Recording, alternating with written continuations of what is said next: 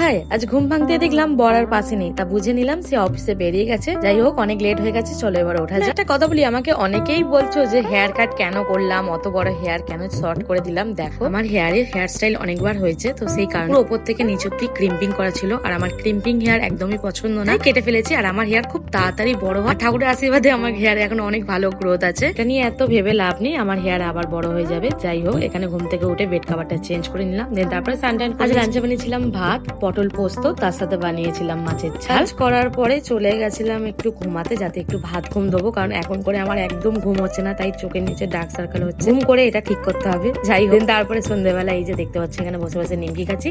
আর by দেবে guys, তোমরা ব্যাকগ্রাউন্ডে কালার দেখতে পাচ্ছ? আমাদের কিন্তু দিওয়ালির অনেক আগে থাকতে ঘরে টুনি লাইট লাগানো স্টার্ট হয়ে গেছে। তোমরা লাগিয়েছো কিনা বলো, আমার কিন্তু এই জিনিসটা বেশ ভালো লাগে। তারপরে সন্ধ্যাবেলা বাবাই চলে এসেছিল, একসাথে বসে গল্প টল্প করা, টিফিন খাওয়া, দেন তারপরে আমি শুয়ে এখানে বিগ বস দেখছি। আর ও আমাকে দেখো কি সুন্দর ভাবে নেল পলিশ পরিয়ে দিচ্ছে। এইভাবেই দিনটা আমাদের কাটলো। Bye bye.